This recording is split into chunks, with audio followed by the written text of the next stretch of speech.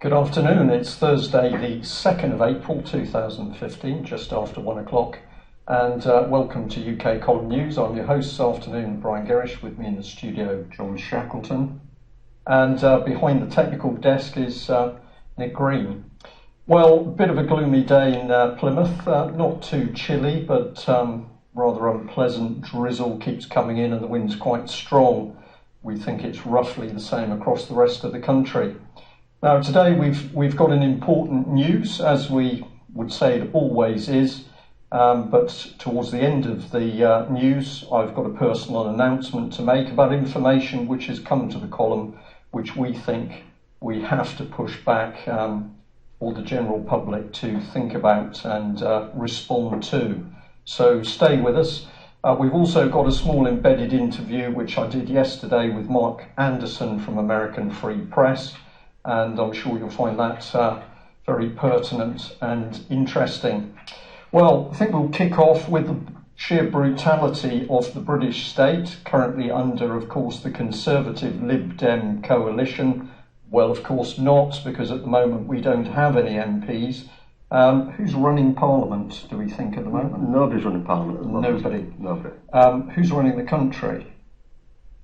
Well, nobody's running the country. I think, the police, I think, would like to think that they're running the country. It's an interesting question, isn't it? We've got a situation where Parliament's dissolved, so the MPs are earning money for doing no work. We are not sure who's running the country, but presumably the higher echelons of the civil service, Sir Bob Kerslake, or is it even Gus O'Donnell there somewhere hovering in the background? So, interesting situation. But we know that the reality of life in Britain 2015 is not nice. Let's look at this Mail story where a veteran who suffered years in German prison camps and then did a particularly harsh forced walk as the Russians started to invade and move westwards. So the Germans started to move prisoners back west.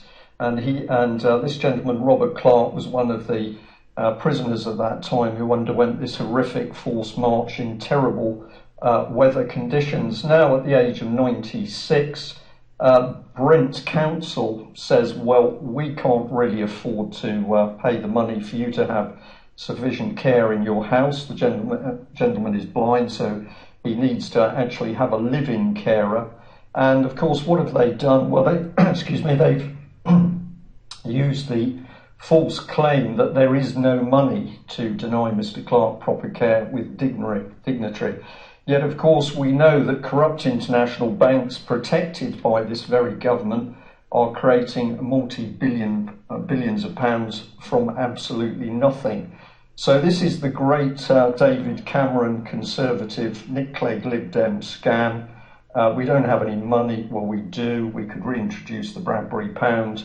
But the reality is we're not going to care for people like this that we owe our very existence and democracy to. We do. We own our entire democracy. They've brought together our constitution. They've brought together our civil liberties, our civil rights, and now this poor man is getting his civil liberties broken and getting denied completely. It's horrific, isn't it? It's horrific, but it's the government, of course, that we, over many years, have all helped to bring into power. So what else is going on in the background? Well, the key theme, of course, is the abuse of children. And UK Column is absolutely not going to let go of this subject, because this is at the heart of all political criminal activity in this country. So, interesting story from the London Evening Standard here. And a woman suspected of trafficking 40 children into Heathrow as the ringleader of child sex smuggling gang arrested in Nigeria. Now, why were we so interested in this story? Well, let's remember what the two young Hampstead children talked about when they revealed the sickening abuse that they had suffered. And they said very clearly that other children were being brought into the country for abuse. They even mentioned Africa as a source and talked about children coming through airports. But it's taken a single judge, Mrs. Pawley, in a secret court to say that the video testimony of the children was effectively a myth And this single judge then blamed the mother for torturing the children in order to create a story which was complete myth. Well, we remind people that this gentleman, Ray Savage, is on video as an ex-policeman of 20 years and a former detective sergeant, saying that she, the mother, was speaking 110% truth, and also pointing out that there had been no proper police investigation of the case. So here we have the reality of what's happening in Britain. The British government, the political system, and the highest levels of the police are covering up the abuse of children and indeed the murder of children. What is the reason for that? Well, they're not only covering it up, are they? I mean, if you look at it, some of these police constables are being promoted when they're making mistakes. It seems to be very crazy that you promote somebody who makes mistakes, they say sorry, and they get an extra £40,000 plus in their pay packet. I mean, it doesn't make sense, but perhaps we could say it does make sense if we start to look at how some of these people are trained. And of course, if we look at the training agenda of the political charity Common Purpose, which first came into power as a result of John Prescott, Deputy Prime Minister to Tony Blair. But then, of course, Common Purpose has drifted through the structure to enjoy the patronage of David Cameron under the Conservatives. What Common Purpose says, it's only natural to make mistakes. We all do it. It's just part of your professional career progression. But don't you learn by mistakes, though? Because it seems that a few of these senior police officers that we're doing an investigation in currently, just trying to find out the facts, because we want to tell the truth on the news, don't we? We want the complete facts and we want to back them up, and that's what we try and do all the time on the UK column. So we investigate different areas, whether it's anybody, it doesn't matter whether it's police, a corrupt judge, an individual, social services, whatever the situation. And it's quite interesting. I looked at something today about this new organisation, which is NPOCC, is it? NPCC, it's the National Police Coordination Centre. Right, okay. And one of the guys there, a guy called Chris Greeney, he's a strategic lead and has expertise in domestic extremism. What is domestic extremism? Well, Sorry for the I think it's us. I think it's us. You're not really, because I've challenged you a bit over the last couple of days. According to David Cameron, you are watching domestic extremism now, because anybody who dares to challenge this government, even if they are non-violent, you're a non-violent activist and you're effectively on the domestic extremist list. So we're telling the truth, we're investigating properly, we're picking out news stories from various sources and agencies, and that makes us, what do I call it? That makes us domestic extremists. Yeah. Very interesting scenario, isn't it? It is, and we're going to look into that deeper. Let's follow on from this story. So we'll stay on the subject of child abuse. Let's have a look at what the Nottingham Post has to say. Well, here they are. Police draw up an action plan to respond to a damning inspection report. And here's the lovely lady herself. This is Superintendent Helen Chamberlain. Let's see what she's got to say. Well, she's head of public protection at Nottinghamshire Police, and she said, "We welcome the inspection and the findings of the inspection. We've been working with our partners, including the local authorities and the CPS, to address some of the issues and have drawn up an action plan as requested. We've started, if not done, a lot of work already, and we're confident that within 6 months we'll see many improvements in our approach." Now, if we just look at that statement by her, the first thing she says is that she welcomes the inspection and the findings. Well, the findings are that they're a shambles and they've failed children. I don't know why she'd be welcoming that, but she seems to be. And we then see that she said, well, basically they've addressed some of the issues, not all of the abuse issues, but some, and they're feeling quite pleased with that. But I'll just add this, and we can probably pull it apart a bit more. We're going to say this is utter propaganda, because this is the same Nottingham Police that harassed and terrified abuse victim whistleblower Melanie Shaw and made sure that she was put back in prison. And according to Melanie, Miss Chamberlain herself was in communication in rather dubious circumstances at various points. And yet here is this woman now being paraded. I presume this is the good-looking lady card being played here. Bit of a blonde bombshell. Let's put her in front of the police station to say, well, we haven't really sorted all the problems out, but we're very glad we've had a report criticising us. Yeah, it's an interesting one because we also do the story on Mickey, don't we? Mickey up in Nottingham and the guys Mark Ceylon's up there and a good crew. In fact, if I may... You may. Yes. The Crawford family, specifically Tom, has got a meeting tonight in Nottingham, in Carlton. Now, if anybody wants the details, if they contact us at the UK column or contact myself or Brian or one of the team, we will direct you to where that meeting is going. There's going to be some interesting speakers there, let's say, good friends of ours, good friends of the column, are going to be there speaking on things like Nottingham Police and the paedophile ring. Nottingham Council are also involved in these cover-ups and events, yes. So yeah, that's something that I wanted to put in there. It's from 6 o'clock this evening, that is. Okay, so we hope that those attending that meeting won't be regarded as domestic extremists by David Cameron. Well, if you are, don't worry about it. We'll be coming on to Mr. Cameron in a minute. But as we watch the police lie, put out propaganda, spin and deceit, we could ask the question, have the police changed in the performance of their duties as a result of training? And of course, it's been the UK column that's warned over many, many years about the infiltration of police training by organisations such as the political charity Common Purpose. But thank you very much to our viewers who sent us an email alerting us to this. Now we're simply asking questions here, but here's CNN talking about the Lufthansa aircraft, German wings that crashed. There's a lot of speculation about it. And one of the things that's emerged is that the pilot was apparently having some depression issues. And of course, this has been picked up as a possibility for the subsequent crash of the plane. These are some of the comments that were within that CNN article.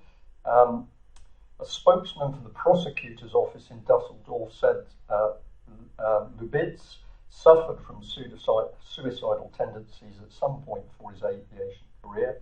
Medical records revealed that he was suicidal at one time and underwent psychotherapy before he got his pilot's license. And the prosecutor's spokesman has commented on that, but said there's no evidence suggesting that he was suicidal or acting aggressively before the crash. Now, I'd just like to highlight this little bit here of the psychotherapy, because if you look into psychotherapy, it is actually unregulated and it's causing great controversy with clinical psychologists and indeed psychiatrists. And one of the things they say is that people are using these sorts of techniques, but they're not really clued up on what the total effects can be. Now, if there are people out there who are psychotherapists, they'll be saying, but we only go out to help people. My point is that you would presumably know the medical and mental health history of any person you're going to use psychotherapy upon. However, what we know is going on, that many quasi-political organisations are using therapeutic type techniques, but of course with little understanding of what the effects are. So we just put that one back on screen. Nick, let's add a bit to it, because this was the question we wanted to say. Did the pilot receive common purpose reframing as well as undergoing that psychotherapy? Now, why should we ask that question? Well, we're going to ask that question because this is what was sent through to us. Here's the Chief Executive, International Marketing Partners for Common Purpose, Alison Stewart-Allen, and she's award-winning Executive Education Program Director. She's worked with Fortune 100 companies, business schools, consultancies, creating memorable experiential programs with proven and lasting results. And she's worked with all sorts of people, including BAE Systems, HSBC, UBS, BBC Worldwide, Schroders, She seems to have been everywhere. If we have a look at this in a bit more detail, this was the bit that was pointed out. This lady has been designing, developing, and delivering 3-module leadership programs for Lufthansa's top 110 leaders worldwide, further building their strategy, transformation, and leadership capabilities. So the question was, as a result of this training, did Lufthansa go on and provide common purpose type training to pilots, for example? And if so, what did that training comprise? Before I just let you come in there, John, I'll follow the rest through. Designing, developing, delivering 3-module leadership programs for BAE Systems on their global activities. And if we just drop down one, advising a Japanese pharmaceuticals leader, Astellas, on aligning global virtual teams working to create life-changing therapies across the globe. I'm going to ask a question. Have you any idea what any of that means? Right. Sorry to do that to you. It doesn't matter. It doesn't. Yeah. Well, we're live, aren't we? So this is a difficult thing. But one thing that some of the guys are bringing up as well is the pharmaceuticals agencies that are involved in this. And we spoke about this morning, or at least me and Nick did, about an article that I read coming in this morning at whatever time it was. And it seems to me the pharmaceutical companies are employing individuals like this. And why are they employing individuals like this? Is it finance driven, or is it change mindsets? Change mindsets and gain financially. Yes. You know, so they're using the more expensive drugs and they're messing about with people's minds. Yeah. And then they're allowing them to, in fact, they're allowing some of them to take senior positions in government, and fly planes. And train other people. And train other people. And of course, we've also seen common purpose at work within the military. And when we asked the MOD and the Royal Navy in particular how it was that a political charity could be using these techniques on people's minds, you're changing their views and values, how could you justify that within a military context? The Ministry of Defence didn't want to reply. But if you'd like to learn more, simply pop in Accelerate Experience, and here's Common Purpose Customise. So this is no longer being delivered simply through Common Purpose itself. But we've got a nice comment here from Karen Klatt from Lufthansa School of Business Management. Our senior executives required an experience to broaden their horizons and make them think about their own leadership. We were delighted with the Common Purpose programme and its outcomes. It represented good value for money and had a real impact on the leaders who participated. Now, of course, we don't know what the impact was. If we look at what Common Purpose says, it's an intense learning journey, experiencing what it takes to lead change on complex problems, cutting-edge experiential techniques. What are those experiential techniques, and what are the effects they actually have on people's minds? And we've got Lufthansa now implicated basically in not checking the background history, so their leadership hasn't improved, it's worsened, isn't it? Decreased, yeah. Decreased. Well, there we are. What sort of man would support a political charity and travel all the way to India to help promote it? Well, it has to be this gentleman, and here he is. A wonderful tweet with the caption, whenever my niece sees David Cameron, she says, he's the silly man who looks like a train, and this is the said train. So we just thought, have a look at that little picture, get a feel for who they're talking about, and it is pretty close, isn't it? We all need a little bit of humour as well, and yeah, the facial recognition is the same, isn't it? Yes, it's sort of vacant stare. Yes. Well, we're going to say well done to this young lady, and at least Britain's children can now see Prime Minister David Cameron as a silly man. But we're going to add that they're not old enough or wise enough to realise that he's not silly, but politically very dangerous.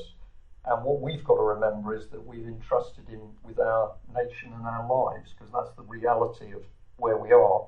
And of course, what are we going to get at the election? A rainbow coalition is our prediction. Well, do you know that it's an interesting thing with this coalition? I mean, I had a conversation with somebody earlier today on the phone, and they basically said, I mean, I've not been really watching the news because we've been developing the news ourselves, so I've not got time to sit in front of the TV, and I've not had time all week. Yeah. But somebody said to me, what will Parliament actually look like with this Rainbow Coalition?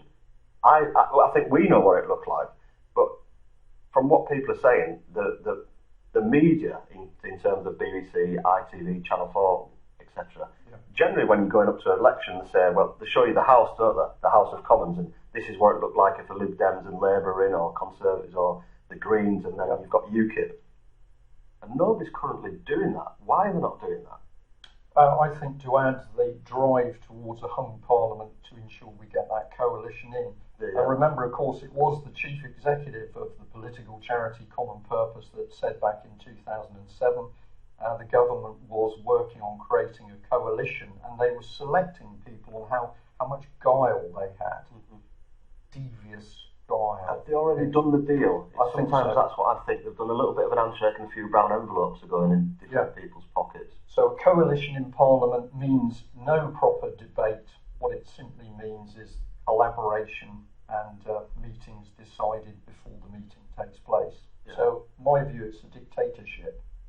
Well, let's have a look at Cameron again, because he's going to be in there somewhere. What's he been talking about? Well, he's made pledges that he's going to help the NHS.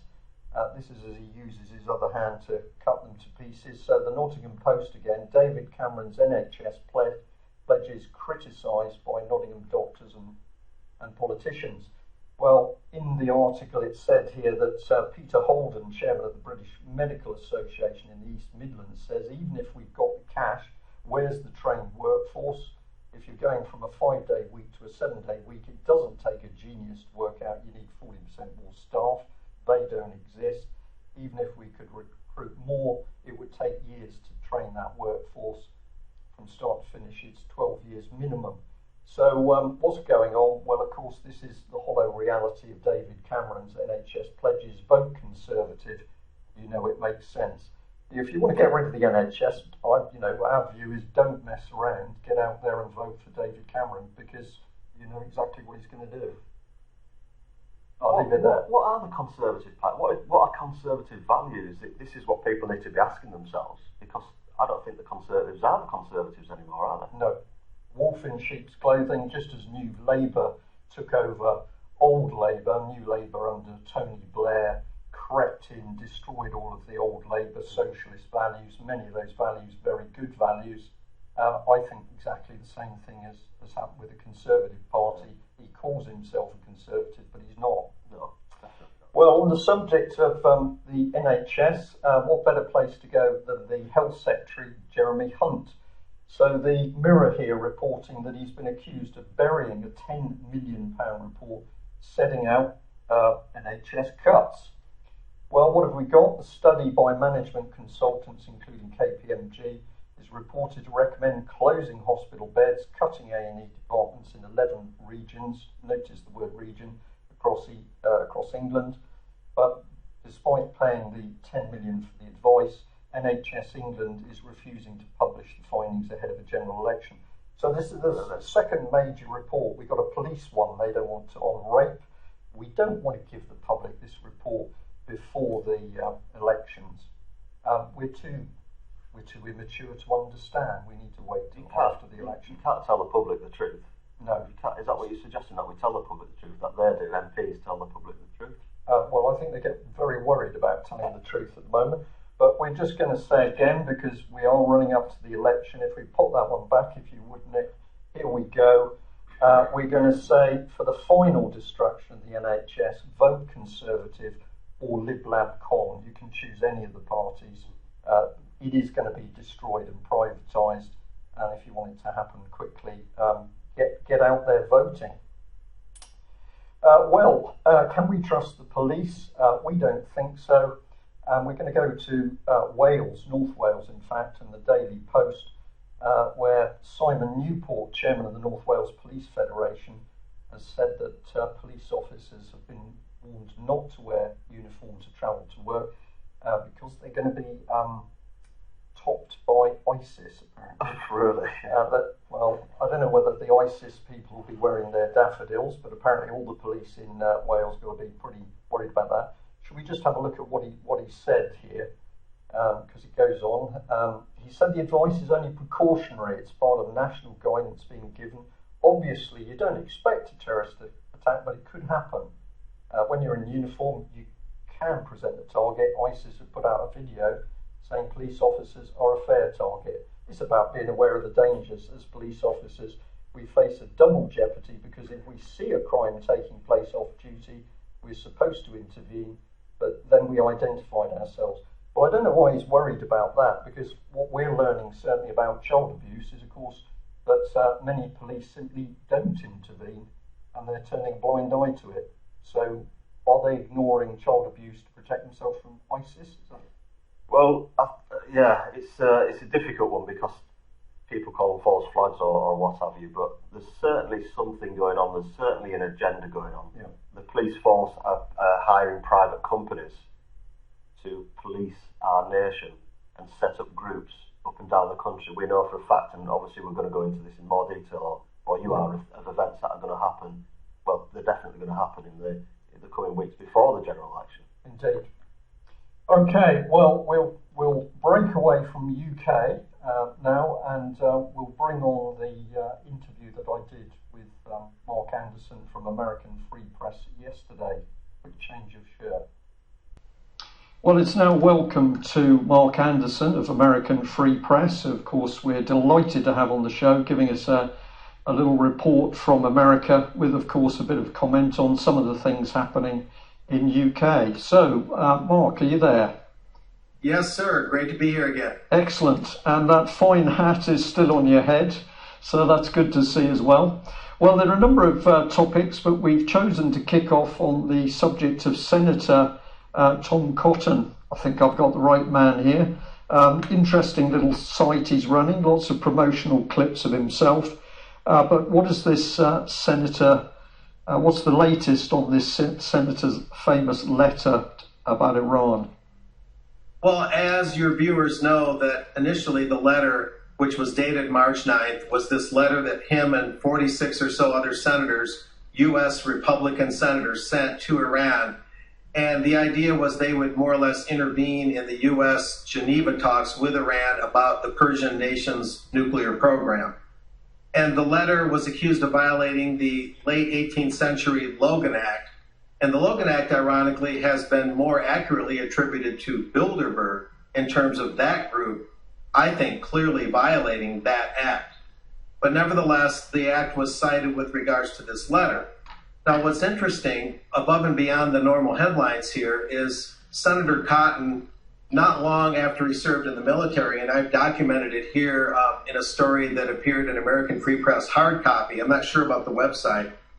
At 37, Cotton is the youngest senator in the entire Senate.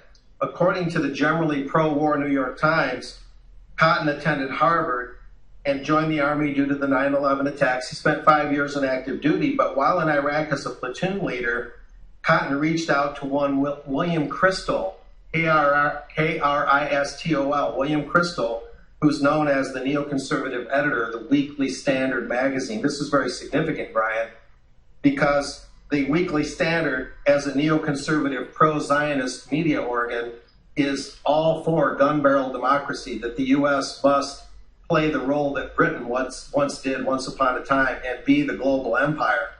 And all the terrible cost of freedom and blood and treasure that brings is just water over the dam to Mr. Kristol and company. And the Weekly Standard supports Zionism. As we know, that's the philosophy of upholding the Jewish nation in what is now Israel. Zionism was founded by Theodore Herzl as a political entity in 1897. And to cut to the chase, William Kristol's father is Irving Kristol, and Irving helped found the American Enterprise Institute. And now Mr. Cotton, this young senator who led that letter to Iran, is rubbing elbows with William Kristol, the son of the late Irving Kristol. And this brings Zionism and neoconservatism right up front center, right front and center, with Mr. Cotton right in the middle of it, visiting American Enterprise Institute events, going to their conferences, having collaboration with William Kristol and the Weekly Standard magazine. So what this means is this letter was not just necessarily some impulsive thing because Mr. Cotton thinks Iran is the great menace of the Middle East, which I don't believe it is, and no one's saying Iran is flawless. But what it shows is there's something more to this. This is part of the greater neocon movement, which believes in perpetual war and keeps the U.S. on a war footing at all times. And of course, that keeps Britain on a war footing because Britain and the U.S. military establishments go hand in hand most of the time. Yes. So is there a broader reaction to what he's doing? The last time we discussed this subject, you indicated that people in the States were picking up on what this man was about. Is it only coming to the surface through one or two press and media outlets, or has it got a wider audience saying, where does this man's allegiance lie? What is he actually doing, and who's he working for? Well, really, American Free Press on this side of the pond is among the only, if not the only, media outlets that has exposed this clearly. I did quote the New York Times as identifying Cotton as having collaborated with William Crystal of the Weekly Standard and neoconservatism and ultimately Zionism and all that implies. But one of the problems with the New York Times article is it didn't realize the implications of its own reporting. It didn't really connect the dots. It just made these statements, and it wasn't as revealing as it could have been or should have been.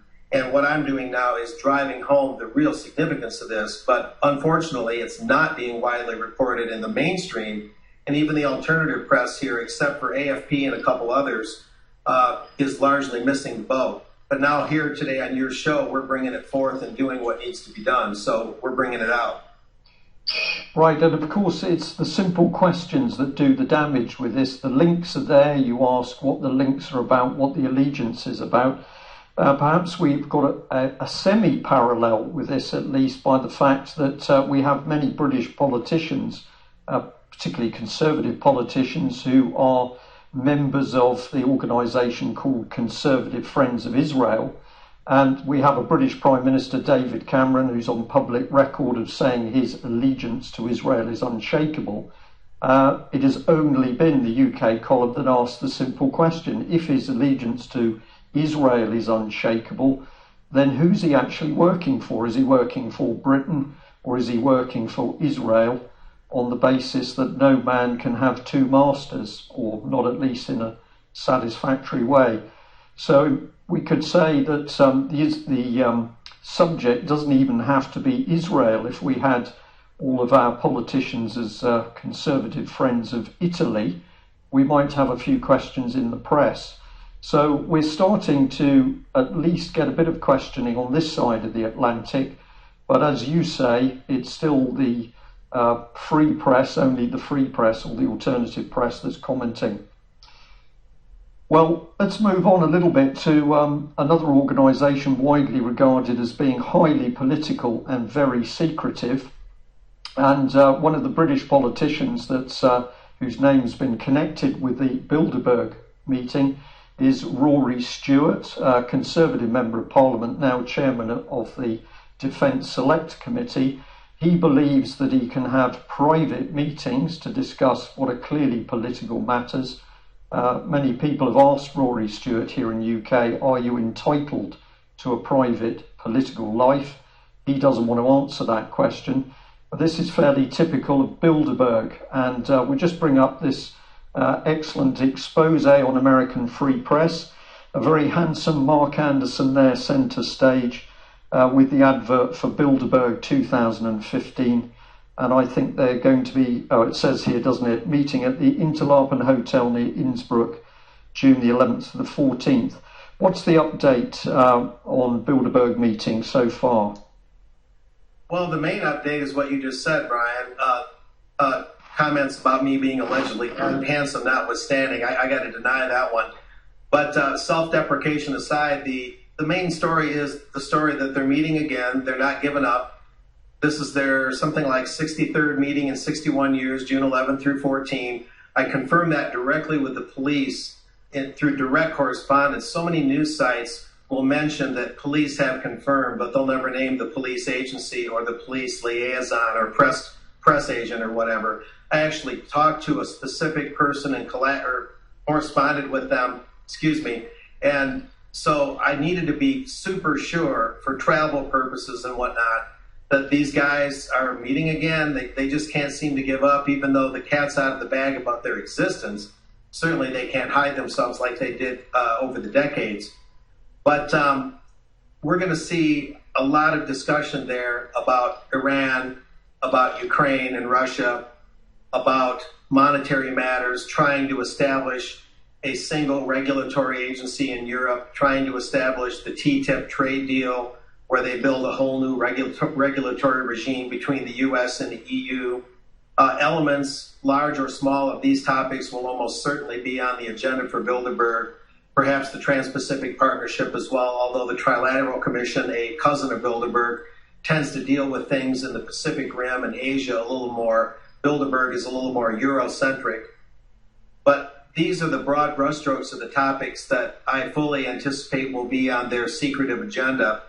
And they'll post their so-called pseudo press release on their so-called website before long and list some of the attendees, although we're sure that that list is never complete of all the attendees that are there. But it's just good to know that we know where they're going to be, near Innsbruck in the Tyrol region of Western Austria in those dates, June 11 through 14.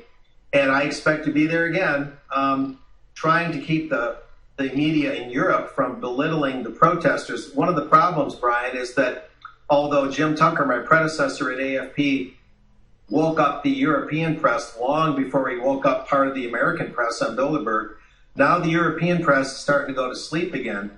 And those that do cover it, either the articles are real bland or neutral, they don't say much about what's going on in Bilderberg, not a lot of questions, and they tend to, as you know, in England in 2013, they tend to belittle and pick on the protesters rather than analyzing Bilderberg seriously.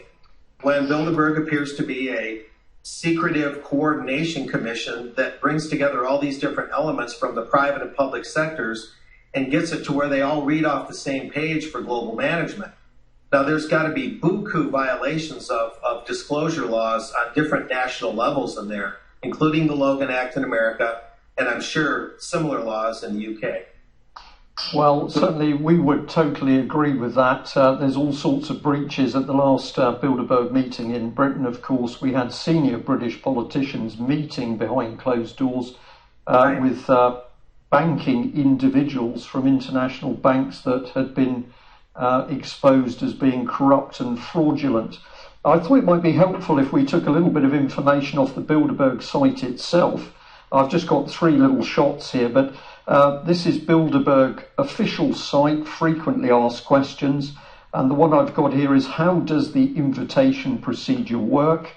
And what do they say? Well, they say the Bilderberg Steering Committee members propose invitees to the chairman, who consults with other members of the steering committee and decides whether an invitation is issued or not. There's always comprehensive discussion to ensure maximum diversity in background, views, generations and genders. Then we've got this one here. This is with such high caliber guests, why is there so little media coverage on Bilderberg? The conference has never sought any public attention. An annual press conference on the eve of the conference was held for several decades up until the 90s, but it was stopped due to lack of interest. However, the list of participants, main topics and the location are always published. And the last one here, journalists.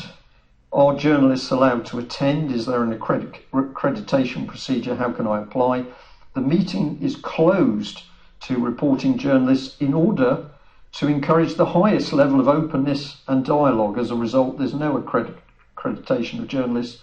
Over the years, journalists have attended teacher personnel. Okay, so that really says it all. They are very happy. There's the minimum publicity. They used to have a bit of a conference, but given it up, nobody's interested.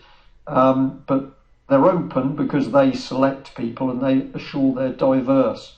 What's your reply? Boy, you could shoot that so full of holes so quickly. Okay, you'll notice, for instance, it says there's no reporting journalists allowed. That means there's journalists allowed who don't report. And we know this, but that's a big problem. when you're a reporter, even though you don't take an oath like a national official or something, there's sort of an understanding that first and foremost, you're there in the public interest. And that has got to be the alpha and omega of everything you do. So if you're with The Economist, which is a journalistic outfit that goes to Bilderberg and attends but doesn't report, or you're with the Washington Post, The Economist being British, I believe, the Washington Post being American, and you're with the Post and you've got your top brass there, but you don't report it, right away, right out of the starting gate, you're betraying the basic implied trust between a journalistic outlet and the readership, that you're there for the public interest. So the journalists alone, apart from the larger Bilderberg group, are breaking the basic, the basic idea of what a reporter is. And above and beyond that, these claims that, well, we would hold press conferences and no one would show up. Well, all the armed guards with machine guns has a way of, let's just say, dissuading reporters from wanting to get real frisky about these things. They could put the guns away and get the goons to lay back a little bit. That might help. But then again, with reporters going inside and participating in Bilderberg and betraying their readers, it just upsets the whole idea of reporting on this thing. And then they'll say things like, well, we got to keep things secret so people can talk openly. And then they'll say there's no minutes kept, there's no records kept. The fact that there's no records kept is the problem. It's not an answer to the journalists like myself and you, Brian, who are concerned. The very problem is there is no record, so no one can prove what was said or not said. And therefore, everything that was said, which is recorded somewhere, is completely off the grid. So all these public elected officials and appointed officials are going there and speaking off the record. Some sort of record is kept somewhere, and then all that is parked off the grid of public knowledge and public disclosure. And who knows what kind of deals are made. And if you ask them, they'll say, well, we don't have a record of what we said. You see the double talk that's going on here? I mean, it's preposterous. Well, unfortunately, I can't remember the exact case name, but I know that there's an important case to do with public interest in the UK where the ruling went somewhere along the lines that it wasn't important what was actually said in the room behind closed doors. It was what the public believed may have been said in the room behind closed doors. So certainly we have seen that there is an acceptance under law with the fact that where we have public officials meeting, the public should know what is being discussed and it should not be done behind closed doors. Of course, the very dangerous political charity in UK, Common Purpose, boasts the Chatham House rules, which is people go into a secret meeting. They can actually say what was discussed, but they mustn't say who actually initially talked about the subject, so that's secretive. But here we've got, as we say, politicians, bankers, very powerful corporate individuals mixing behind closed doors, and we are not supposed to know what's going on. But I'll just come back to Mr. Rory Stewart at a time when Britain's military is being decimated with cuts. Britain's military in comparison to America does not exist now, and yet we have this largely unknown gentleman, Rory Stewart, Conservative MP. Nobody's ever heard of him until he attends a Bilderberg meeting a few years ago, and suddenly he's chairman of the Defence Select Committee. That's what happens, we think, behind closed doors. Well, we leave that one. Now, another subject you've been interested in is to do with RFID chips, and we've no particular slide to cover this one, but you've written a wonderful article about Northside Independent School District, Southwest Antonio. And I think the encouraging thing about this story is parents have actually been fighting back. Over to you. That's true. And just doing a little reference material here, pardon me for just a moment. The situation is such where we have some good news, and I'll be brief, that a state representative who became a state senator actually has proposed Senate Bill 486 in Austin, Texas, in the Texas state legislature, and that bill says in part, quote, a school district may not require a student to use an identification device that uses active radio frequency identification technology or similar technology to identify the student, transmit information regarding the student, or track the location of the student. It's a very firm bill by this Senator Lois Kolkhorst, and that's really it. It's kind of an announcement news segment here right now, Brian, that this Texas senator is trying to pass a broad law so districts like the North Side Independent District on the west side of San Antonio, any other large or small districts, so they would all have a much tougher time trying to inaugurate treating students like inventory and having these widespread and very costly tracking schemes. To fully install these schemes in any good-sized school district costs millions of dollars. I mean, and even up front, it costs $500, $600, $700 just to get it going. And so by the time a couple of years goes by and more school buildings are covered, especially in the larger districts, you're talking millions of tax dollars. So this is good news. This is a good development.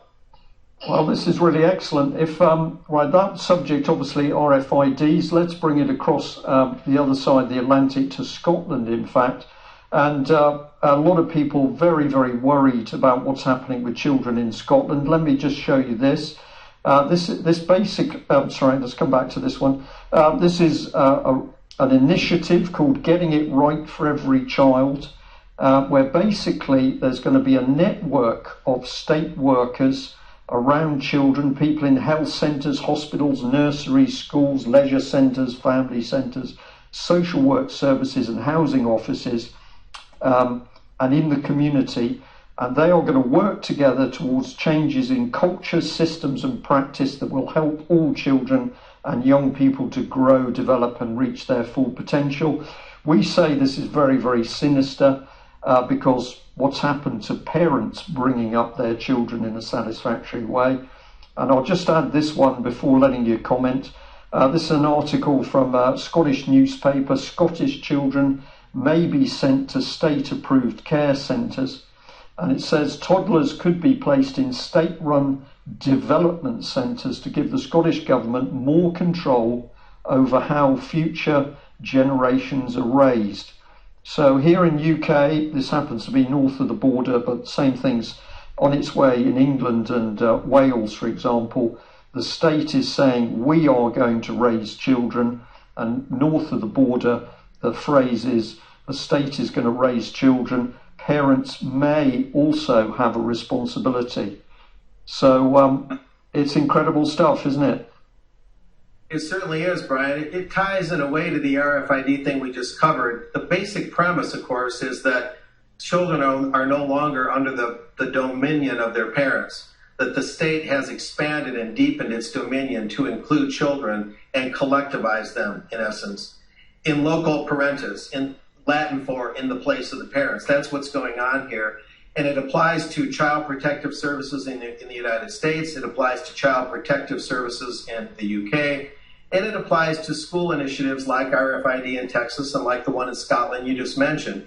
It's all based on the construct discussed in the corridors of the UN, discussed in the corridors of the European Union, even in the US Congress and state legislatures here and abroad. The concept that the children really no longer belong to the parents in any absolute sense.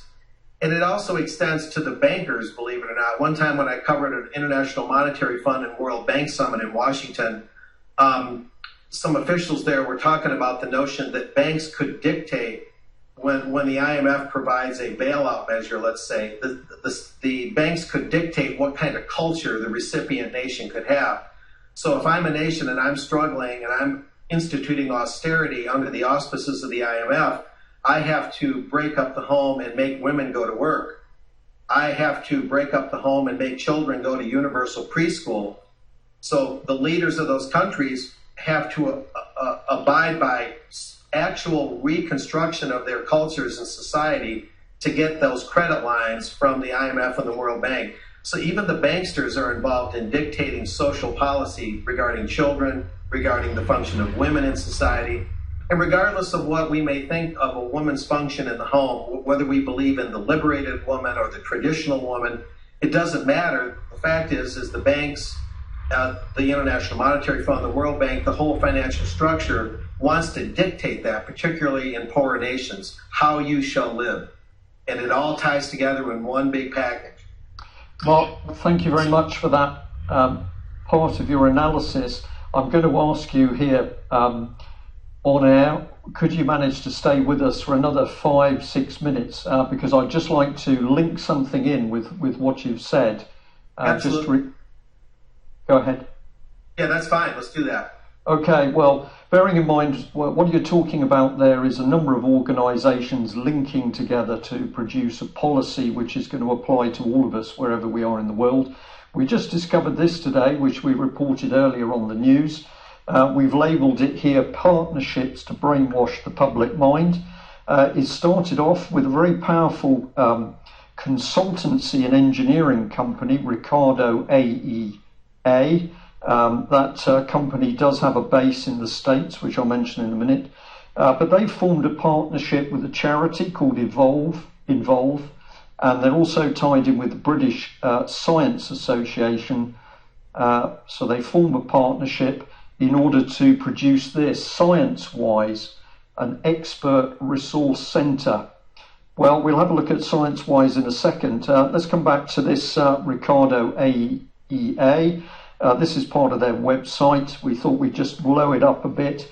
And so here's a global company saying they're into what? Mega cities, developing regions, climate change, energy security, world instability, gas reserves, scarce resources, water, transport. And they put themselves at the top of the power pyramid. This is their locations across the world. So the offices are in blue. I just thought you might be interested that they've got a Chicago base in the States. And what are they heading? Well, let's come back to Evolve. This is what Evolve is about: strengthening the public voice in science and innovation to ensure that citizens are able to influence and take key decisions on complex and controversial issues around science and technology so that policy making is properly informed by the views and values of the public. What that seems to suggest to me is they're going to tell us what we should be thinking. And I'll just give you this one, and I'll hand over to you for some comments. But here's the key director on their staff, a guy called Simon Burrell. Just highlight him there. Let's bring up a little bit of a CV. He's apparently got long and extensive experience in the fields of democratic reform, governance, public participation, stakeholder engagement, accountability and transparency. My goodness, he's done the lot. He's also involved with the World Wildlife Fund. And I think you'll like this one. He's been executive director of the One World Trust. So we've got an engineering and consultancy setting up a vehicle where we've got these sorts of people telling us what to think. And I'm going to say, what do you think? Well, I can't say I know much about this specific organization. My first blush is that it's a typical NGO, a think tank, non-governmental organization. When you see the word stakeholder all the time, sprinkled everywhere, my antenna goes up. I know that, because that's more of this kind of communitarian talk.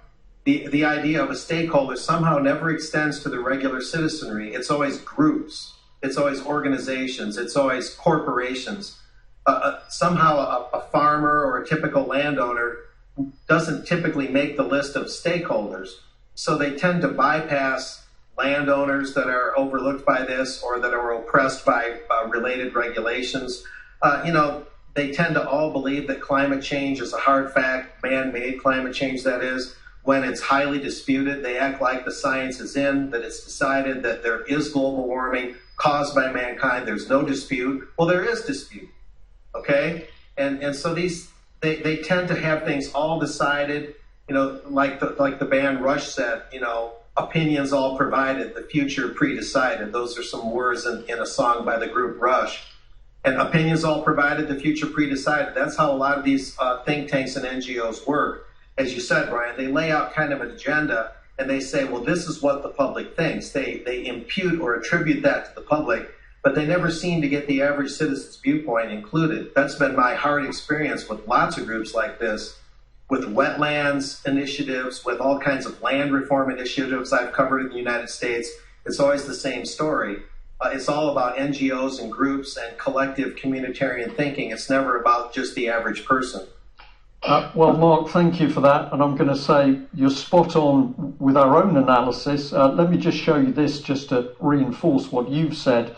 This is another part of the ScienceWise website, Public Engagement in Shale Gas and Oil Developments. And if you read this stuff, they are there to help mould public opinion to the extraction of shale gas and oil. So the individual's opinion is eased out, the groupthink is eased in this case, to make the public amenable to decimation of land and water resources by shale gas and oil. Well, Mark, as always, thank you very much for joining us. It's always a pleasure to have you on.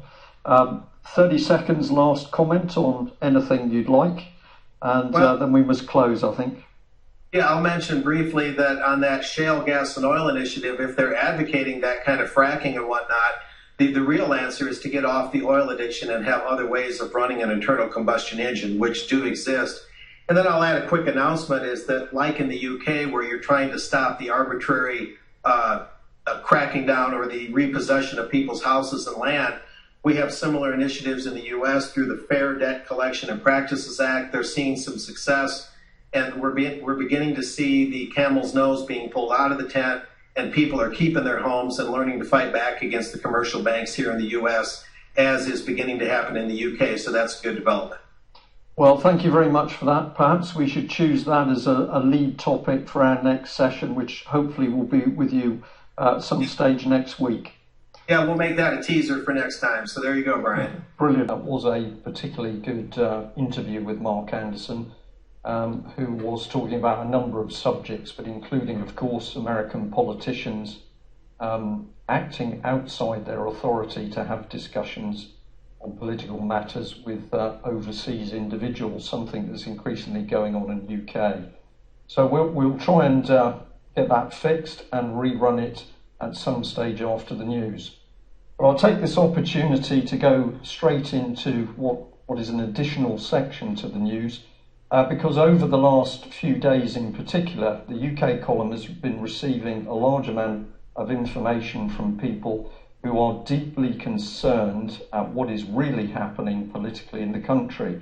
We've been contacted by retired police officers. Indeed, there were some of those people present at the Telford conference. We've been contacted by retired intelligence service people. We have been contacted by professionals, of course, from the NHS, from within the civil service. And the basic story that is coming out from these individuals is the same. They are saying that there is an agenda to collapse society in this country with a view to helping install a new system of government. Presumably this is based on the Rainbow Coalition. But the UK column has consistently pointed out that it was Tony Blair who was stating that it was his objective to introduce a new system of government through the third sector, the Quango non-government organisations charity sector, where people would be appointed into power, they would not be elected. So that's going back to Tony Blair's day. And we have now got more and more professionals coming forward saying that something very sinister is going on in the country. And some of the most recent reports we've had have concerned the very damaging cuts to British military, where senior military officers are now saying we simply cannot defend the country because David Cameron's coalition is destroying our wherewithal to do that. Now, it's very unusual for senior military officers to speak out. They're normally immensely loyal, but it's now got to the stage we understand that those senior officers are warning and warning again that David Cameron is undermining the ability of this nation to defend itself.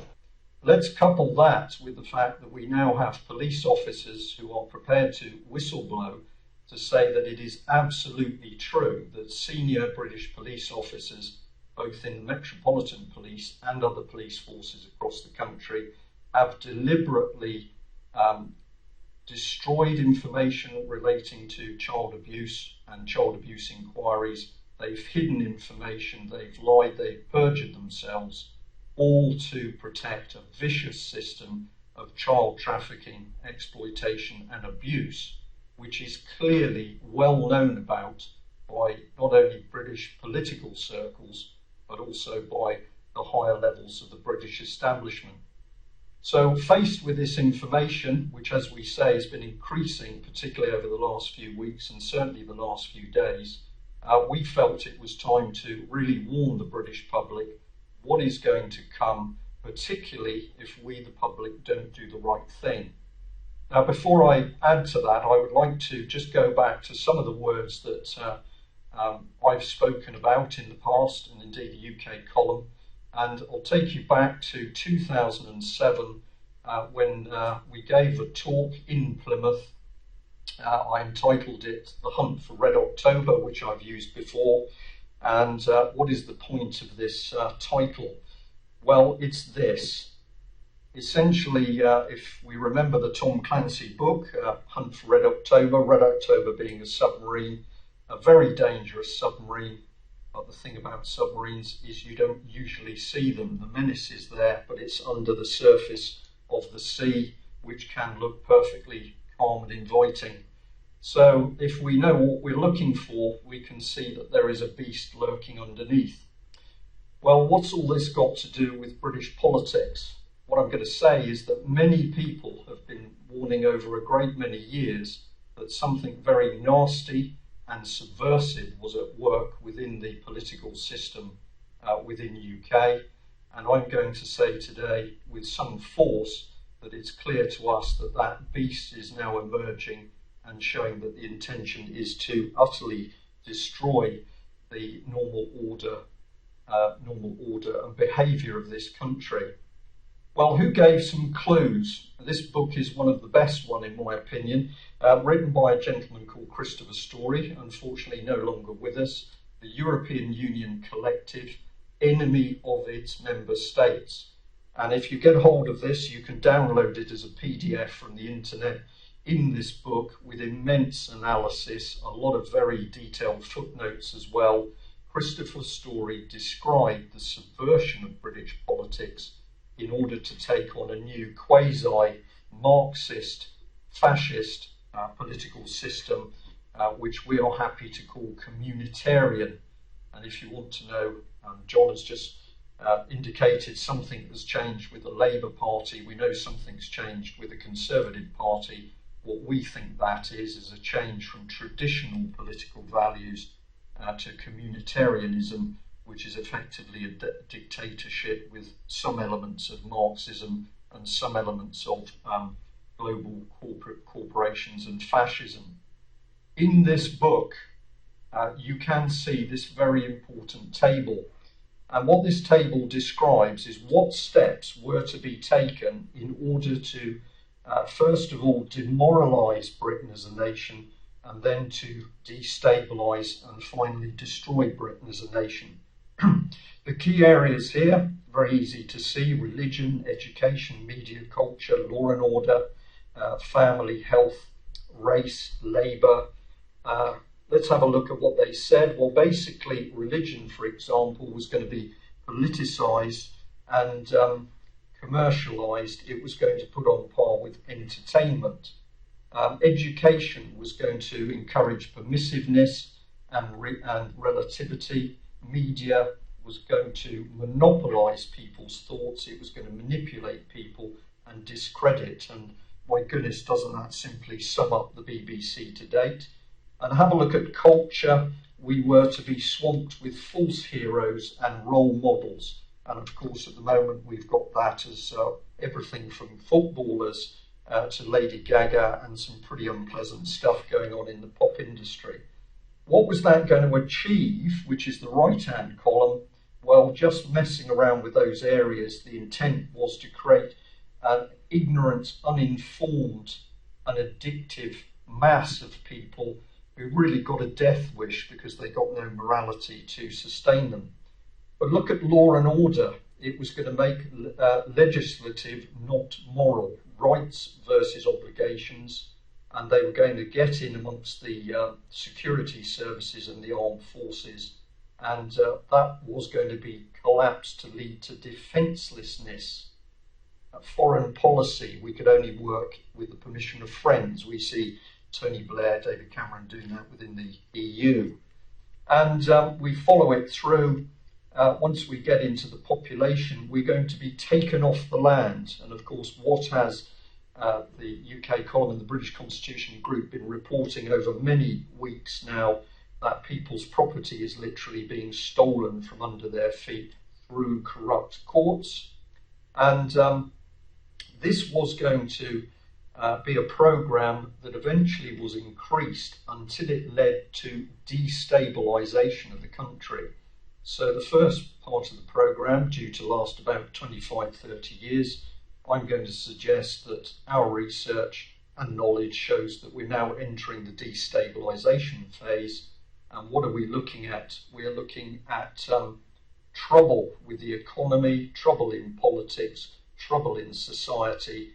And in this document from the 1970s, from Thomas Schuman, it even uses the word Big Brother. But where does this take us? Well, it takes us to crisis. And what does that mean? It actually means violence on the streets. And if you think, well, there's no problem because it ends with normalisation being achieved, then you need to understand that normalisation under the Marxist regime means you do not have any say. You are the state. And if you disagree with the state, you go to a psychiatric unit or the Gulag. That is normalisation. Well, have a look at these comments. The Scotsman: if Britain were like Nazi Germany, the Muslim population in Britain would not be as numerous as it is today, would it, Dr. Nazim? Muslim chief says Britain police state like Nazi Germany, or in this case, the Nazi calling the non-Nazis Nazis. But Mohammed Nazim, chairman of Birmingham Central Mosque, urged Muslims to show restraint. Crumbling spires, Islam. One recent tradition of this country is for Nazim to compare the UK with Nazi Germany and to dismiss the threat of Islamic terrorism as a government plot. The Telegraph: raids in Birmingham were comparable to the Nazis' persecution of the Jews. A spokesman for Mr. Cameron said it was clear that Dr. Nazim enjoyed, what it added there was enjoyed sort of stirring up trouble. An Islamic community leader today compared the political situation in Britain with Nazi Germany. And all of these articles were attacking this gentleman who we invited to give a talk in Plymouth in 2007. And Dr. Mohammed Nazim was the chairman of Birmingham Central Mosque. And in an excellent presentation, he warned an audience which was largely professional, probably Christian, but based obviously in the Plymouth area as opposed to the Midlands. Dr. Nazim warned very clearly that something very dark and evil was starting to eat away at the political and democratic structure of Britain. And he was brave enough to stand in front of the audience in Plymouth to warn again and again that Britain was descending into a vicious police state where the police in some circumstances could be compared to Nazi Germany. Now I'm going to say to you, John, we've talked about the police smashing their way into people's houses to take their children with social services. We've had police smashing into houses in order to take property. This is the reality now of Britain in 2015, and this gentleman was warning about it. And they ignore their code of conduct. Indeed. Which is protect the public.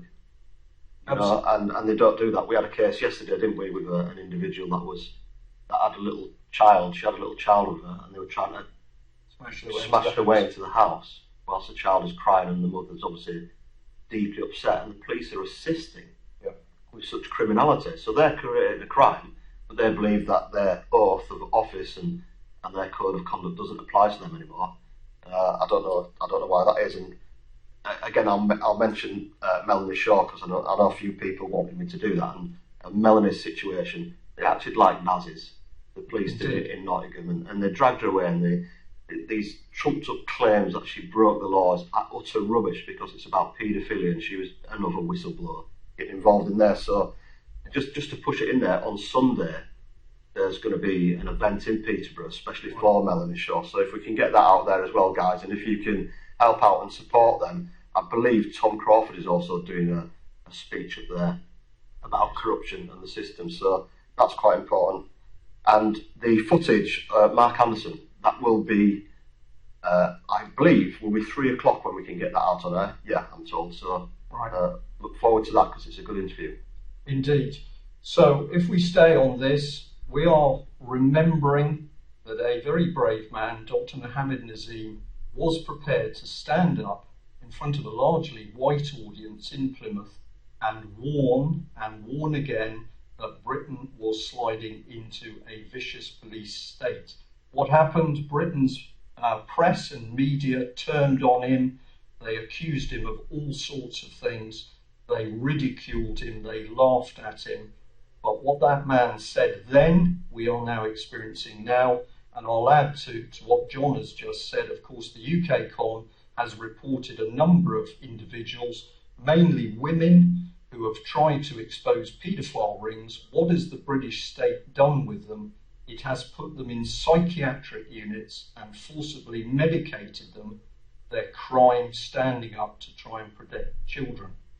Well, if you don't want to believe the warning from Dr. Mohammed Nazim, perhaps you might like to take the warning from this very brave gentleman, Harry Beckoff, unfortunately no longer with us.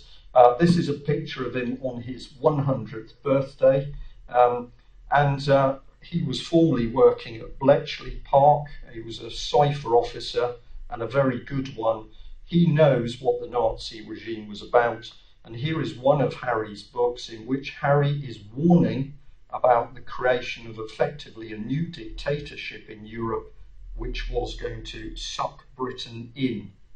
So if we just go very simply through the sorts of things these individuals and many others have been warning about, it's to do with this. It's an attack on our society. We're looking at demoralising the nation. We're certainly looking at destroying the family, because if you weaken or destroy the family, individuals are much easier for the state to get to grips with.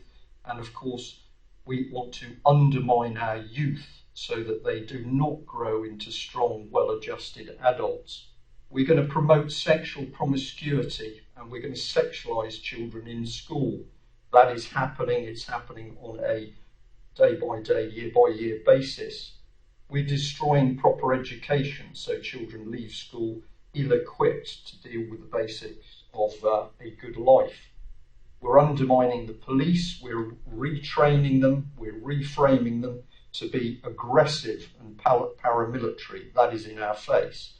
We are undermining and destroying the armed forces, we're destroying the NHS, collapsing the economy, we're undermining and collapsing the rule of law and national institutions.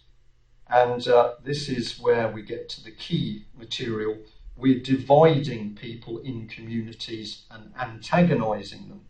And the reason that this is being done by our very own political establishment is in order to create violence on the streets. And that, of course, would give the perfect opportunity to bring in draconian laws, curfews, to make sure that liberty has been stripped away at one go.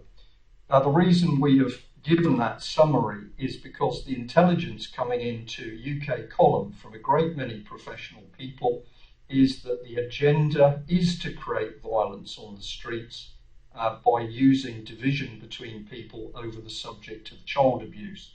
And in particular, the targeted area will be relations between the wider Christian community in this country and Muslims and Asians. And how is this going to be created? We've had retired police warning us about this. We've got retired military people warning us about this. A effectively establishment agenda to have these people at each other's throats, blaming the other side for child abuse. What better example than Thames Valley Police, where of course it has only been the UK column that warns and reported again and again that when a very brave Asian gentleman, a good Samaritan, went to Thames Valley Police some 80 times to report that white men were abusing white children, Thames Valley Police took no proper action and stood in the sidelines while effectively this gentleman was abused, handed out of his job and victimised.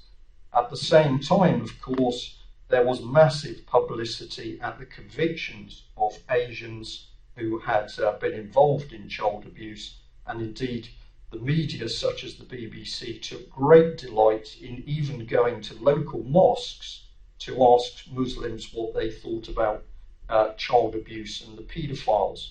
And as the Muslims said at the time, why don't you visit churches when the abuse of children is carried out by white people? Well, of course, the reason Britain's media were doing this was in order to create hostility and division between communities.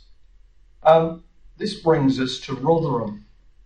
This is a little collection of articles. We've got The Guardian here saying the government is to take over Rotherham Council after damning child exploitation report. Notice nobody has been convicted, nobody has been brought into court about this abuse. And here's the BBC. It can't even sort out abuse in its own organisation, but they're happy to promote that 1,400 children have been abused by gangs of men in Rotherham, and in many of their reports, of course, they're happy to brand those people as Asians and Muslims. We've got a headline here in the article I've just shown you. It's loud and clear: networks of Asian men. And yet what we are not seeing is any full and proper investigation by the police as to the gangs of white men, including people in the political circles. That's all being ignored. The Telegraph here, the same thing: 1,400 children exploited by Asian gangs while authorities turned a blind eye. So Asian, Asian, Asian, but we can make no progress on Elm Guest House, we can make no progress on Dolphin Square, we can make no progress on white abusers associated with British Parliament. Well, let's enter the Crown Prosecution Service. Remember that Crown Prosecution Service under Alison Saunders worked extremely hard to ensure that abuse victim Melanie Shaw of Beechwood Children's Home, Nottingham, was banged up in prison on very dubious charges. She's still there. But here is the Crown Prosecution Service boasting about the Asian names that have that have been sentenced as a result of child abuse. So the state focus is Asian, Muslim, Islam, paedophilia. That's the message being put across. There is an underlying message that the only abusers are in fact men. Well, this is a lie, because of course statistics show that roughly 50% of child abusers are women, not according to the British press. And we have a focus on the Asian community. We have total protection of abuse rings being run by some pretty powerful white men. Well, that brings us back to the silly man on the train, because here's David Cameron on the left saying, with regard to Operation Bullfinch, the police investigation into the abuse of children in Oxford, more needs to be done to tackle child abuse. But of course it took very brave Simon Danzuk to say, well, actually this is David Cameron who's saying there's nothing to see, move on, there's no child abuse in Westminster. And Simon Danzuk, we have to say, is apparently coming under vicious pressure from the establishment in order to get him to back off from exposing paedophiles within Westminster, or people who have been previously involved as members of Parliament. A lot of pressure coming on this man. On one occasion in the early days, of course, he had the wheel nuts loosened on the wheels of his car. Deliberate attempt, I would guess, for him to suffer harm or injury. Well, David Cameron is clearly starting to run very worried at the moment, and the UK column reported that he'd been enlisting military police to help protect him. If we just pop him up on screen, Nick, if we can, thank you. There he is. Well, what's he been up to? This was the key bit. As the police start to have internal problems between the police who are covering up child abuse and the police who want to expose it, obviously they're a little bit uncertain for Mr. Cameron, so he's gone to bring in the military police for his protection, and we said that additional Royal Navy personnel are being trained in close protection to support those people. We asked this question some time ago: is he frightened by the British voters, or had he been a naughty boy in Russia? Well, we're going to say that David Cameron has been naughty in both areas. But what seems to be happening now in Westminster is absolute terror as more and more information comes to the surface over child abuse connected with British politicians. And this brings us to the reports of the professionals who've been kind enough to contact us over the last few days, because they believe it's their personal assessments, not factual, but it's their assessments, that there is an agenda to create violence on the streets, and they're saying that that agenda will be focused on Rotherham, and the agenda will be based on accusations of child abuse from the Asian community. Meanwhile, white so-called Christian abusers are totally ignored by the mainstream press and media. This information we thought was so significant that we wanted to make people aware of it. Of course, UK column has consistently said that if we want to correct the political system at the moment, people must remain peaceful, we must keep people together, and we certainly must not allow this devious, subversive criminal cabal in Westminster to undermine relations between good people within communities. So that is our warning today, and I will end on the fact that we have warned time and time again that the real political agenda in this country is treason. Happily, it's not just the UK column that's saying this. This was Breitbart pointing out that when the army may be cut to 50,000, the smell of treason is becoming offensive, and they are absolutely right reporting here that we are witnessing treason. UK column has reported everything from the British military being given to the French, to British students being betrayed to debt, slavery, and public spending decimated to pay for a banking mafia. Let's look at the full horrible picture. Of course, this was a mix of Cameron and Nick Clegg, but we continue to have warned of treason. And if we go back to 2008, with one of our earlier newspapers, we were predicting back then that Britain was going to be abolished. We were warning of treason, and we actually said that the path to the abolition of any form of democracy in this country was the fact that Parliament would be closed on the excuse of refurbishment works. I think we got that right. Well, we'll end you on this. We've been very sad at the disastrous, pathetic reporting by the Daily Mail recently. We shouldn't have been surprised, because in this edition of the UK column, we reported how the Daily Mail ran a major article on the need to get rid of plastic bags and ignored 3,000 demonstrators outside Parliament who were trying to warn that Britain was being subsumed into a dictatorship. There's the word treason again. We've used it time and time again. Our warning today is that from information we are receiving, there appears to be an intent by unknown people within the British government and establishment to help foment violence on the streets.